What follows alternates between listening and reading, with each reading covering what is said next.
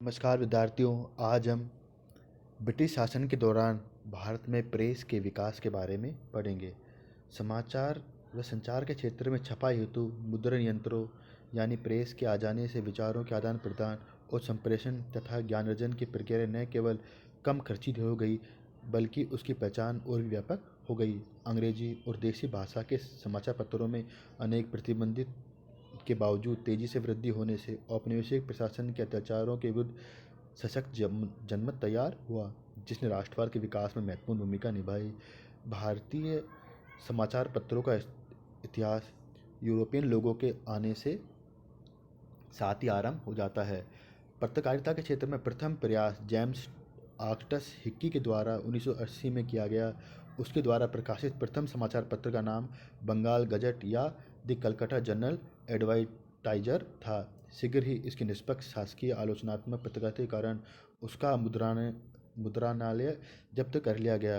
1974 में कलकत्ता गजट, 1785 में बंगाल जर्नल और दी ओरिएंट मैगजीन ऑफ कलकत्ता अथवा दी कलकत्ता एम्यूजमेंट 1788 में मद्रास कुरियर इत्यादि अनेक समाचार पत्र निकाले गए। जब भी कभी कोई समाचार पत्र कंपनी के विरुद्ध कोई समाचार प्रकाशित करता तो कंपनी की सरकार कभी कभी पूर्व सेंसरशिप की नीति भी लागू कर देती थी और तथाकथित आपराधिक संपादक को निर्वासन की सजा सुनाई जाती थी। गंगाधर भट्टाचार्य के द्वारा 1600 में प्रकाशित बंगाल गजट किसी भी भारतीय द्वारा हिंदी में प्रकाशित प्रथम समाचार पत्र उदंत मार्तांड था, जिसका प्रकाशन 1826 में कानपुर से जुगल किशोर ने किया। 1818 में मॉर्समैन द्वारा बांग्ला भाषा में दिग्दर्शन नामक मासिक पत्रिका का भी प्रकाशन प्रारंभ कर दिया गया। राजा राममोहन राय पहले भारतीय थे जिन्हें राष्ट्रीय प्रेस की स्थापना का श्रेय दिया जाता है। उन्होंने सन 1881 में अपने साप्ताहिक पत्र संवाद कौमुदी और 1822 में फारसी पत्र मरात उल अखबार का प्रकाशन कर भारत में प्रगतिशील राष्ट्रीय प्रवृत्तियों के समाचारों पत्रों का शुभारंभ किया। सन 1851 में दादा भाई नौरोजी ने के संपादक में बम्बई में एक गुजराती समाचार पत्र राफ्त गुफ्तार का प्रकाशन आरंभ हुआ। इसी समय 19वीं शताब्दी के महान भारतीय पत्रकार हरिश्चंद्र मुखर्जी ने कलकत्ता से हिंदू पैट्रियाट नामक पत्र का प्रकाशन किया। एक अन्य साप्ताहिक समाचार पत्र चंद्रिका का हिंदू समाज के रूढ़िवादी वर्ग का प्रतिनिधित्व करता था। भारतीय स्वामित्व वाले समाचार पत्रों की संख्या और प्रभाव में 19वीं शताब्दी के परवर्ती काल में तेजी से वृद्धि हुई। प्रकाशित होने वाले समाचार पत्रों में शिशिर कुमार घोष और मोतीलाल घोष द्वारा संपादित अमृत बाजार पत्रिका तथा मद्रास से प्रकाशित हिंदू प्रभावशाली समाचार पत्र थे। देसी भाषाओं के प्रेस पर लगे प्रतिबंधों से बचाने के लिए अमृत बाजार पत्रिका तत्काल एक अंग्रेजी समाचार पत्र बन गई। प्रख्यात समाज सुधारक ईश्वर विद्यासागर ने 1859 में बंगाली भाषा में सोम प्रकाश का संपादन किया। यह पहला ऐसा समाचार पत्र था जिसके विरुद्ध लॉर्ड लिटिन का वार्नाकुलर प्रेस एक्ट लागू किया गया। बाल गंगाधर तिलक ने बम्बई से अंग्रेजी में मराठी और मराठी में केसरी का प्रकाशन प्रारंभ किया। प्रारंभ में केसरी का संपादन अगरकर और मराठा का संपादन केलकर ने किया था। भारत में अंग्रेज द्वारा संपादित समाचार पत्र में प्रमुख थे Times of India, Statesman, Friends of India, Madras Mail, Pioneer, Civil and Military Gazette, Englishman. इन एंग्लो इंडियन समाचार में इंग्लिशमैन सर्वाधिक रूढ़िवादी और प्रतिक्रियावादी, स्टेटमैन सर्वाधिक उदारवादी दृष्टिकोण वाला और पायनियर सरकार समर्थक अखबार के रूप में जाने जाते हैं। अब हम बात करेंगे कि ब्रिटिश सरकार ने किस प्रकार भारतीय समाचार पत्रों पर सेंसर लगाने का काम किया। 1799 का समाचार पत्रों पर सेंसर प्रेस नियंत्रण अधिनियम 1799 लॉर्ड वेलेस्ली ने सभी समाचार पत्रों पर सेंसर बैठा दिया। फ्रांस के आक्रमण के भय से लॉर्ड वेलेस्ली यह सहन नहीं कर सकता था कि कोई समाचार पत्र ऐसे तथ्य प्रकाशित करे जो उसकी फ्रांस अथवा भारतीय राष्ट्र के विरुद्ध किसी दुर्बलता को प्रकट करे। उसने 1799 में समाचार पत्रों पर प्रेस नियंत्रण अधिनियम पारित कर दिया गया और समाचार पत्रों पर युद्धकालीन सेंसर लगा दिया। इसके अनुसार समाचार पत्र को संपादक, मुद्रक और स्वामी का नाम स्पष्ट रूप से छापना पड़ता था। प्रकाशक को प्रकाशित किए गए सभी तथ्यों को सरकार के सचिव के सम्मुख प्री सेंसरशिप के लिए भेजना होता था। इन नियमों को भंग करने पर तुरंत डेपोटेशन का दंड मिलता था। 1807 में अधिनियम पत्रिकाओं, पंपलेट और पुस्तकों सभी पर लागू कर दिया गया। 1823 का नियम। 1823 में जॉर्ज एडम्स के कार्यवाहक गवर्नर जनरल बनने पर उसने अपने प्रतिज्ञाबद्ध विचारों को वास्तविक रूप देने का अवसर मिला। ये नियम उन सभी नियमों से कठोर थे जो उस समय तक भारत में लागू थे। इसके अनुसार मुद्रक तथा प्रकाशक को मुद्रणालय स्थापित करने के लिए लाइसेंस लेना होगा। लाइसेंस के बिना किसी भी साहित्य का मुद्रण अथवा प्रकाशित करने पर 400 रुपये जुर्माना अथवा उसके बदले कारावास का दंड होगा। दंड नायक को अनुमति थी कि बिना लाइसेंस प्राप्त प्रेस को जब्त कर लें। गवर्नर जनरल को अधिकार था कि वह किसी भी लाइसेंस को रद्द कर दे अथवा नया प्रार्थना पत्र मांग ले।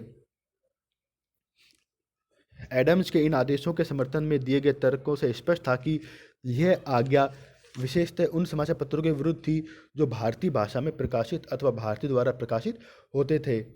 राजा राम मोहन राय की इमरात उल अखबार पत्रिका को बंद होना पड़ा।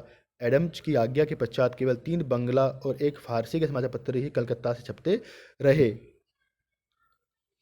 इन अधिनियम के बाद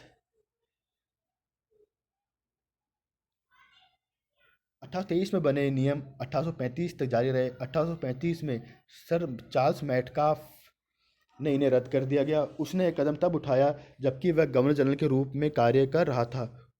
उसे इस कार्यों में लॉर्ड मैकाले ने सहायता दी, जो उस समय भारत सरकार का विधि सदस्य था। इसका परिणाम यह हुआ कि भारतीय समाचार पत्र ब्रिटेन के समाचार पत्रों की भांति स्वतंत्र हो गए। इस कार्रवाई के परिणाम स्वरूप चार्ल्स मेटकाफ को भारत से वापस बुला लिया गया और चार्ल्स मेटकाफ को भारतीय समाचार पत्रों का मुक्तिदाता भी कहा जाता है। अब हम बात करेंगे 1857 के लाइसेंस एक्ट की।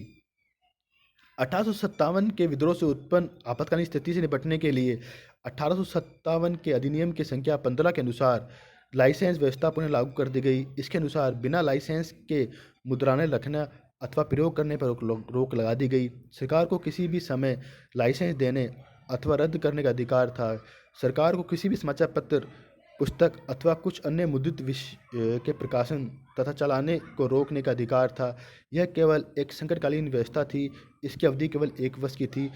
इसके समाप्त होने पर चार्ल्स मेटकाफ के बनाए गए अधिनियम वापस चलते रहे। दूसरा है पंजीकरण अधिनियम 1867। 1867 का समाचार पत्र तथा पुस्तकों के पंजीकरण अधिनियम संख्या 25 से 1835 के चार्ल्स मेटकाफ के अधिनियम को परिवर्तित कर दिया गया।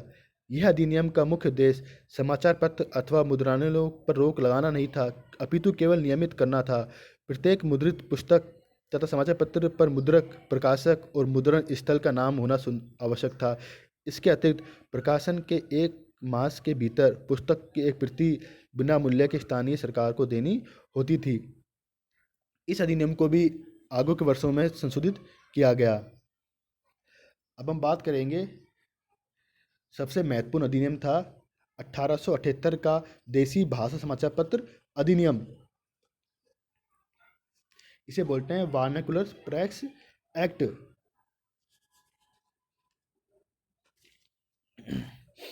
लॉर्ड लिटिन ने 1878 में सरकारी आलोचना को दबाने के उद्देश्य से यह कानून पास किया। भारतीय भाषा समाचार पत्र अधिनियम के द्वारा मजिस्ट्रेट को इस बात का अधिकार दे दिया गया था कि वह प्रांतीय सरकार की पूर्व स्वीकृति से किसी मुद्रक अथवा प्रकाशक को जमानत जमा करने की आज्ञा दे।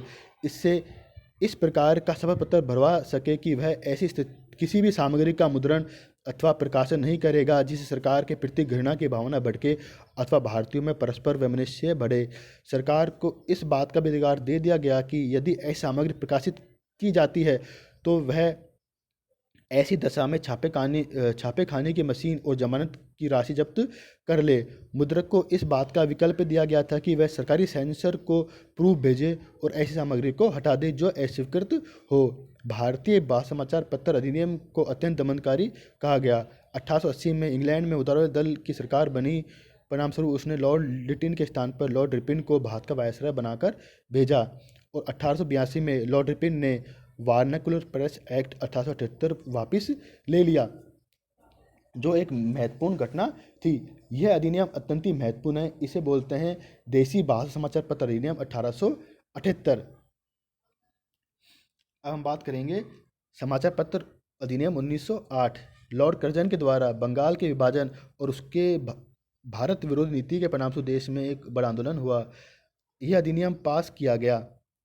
भारत सरकार के विधि सदस्यों के शब्दों में, अधिनियम का उद्देश्य उन समाचार पत्रों के अस्तित्व को समाप्त करना था जिनमें हत्या के लिए किसी भी प्रकार की प्रेरणा अथवा भावना अथवा 1908 के विस्फोटक सामग्री अधिनियम के अधीन कोई अपराध अथवा हिंसापूर्ण कार्य की प्रेरणा पाई जावे। इस अधिनियम के द्वारा जिला मजिस्ट्रेट को अधिकार दे दिया गया कि वह ऐसे समाचार पत्रों को जब्त कर सकते हैं जिसमें ऐसे समाचार पत्र प्रकाशित होता है जो हिंसा को भड़काने वाला हो।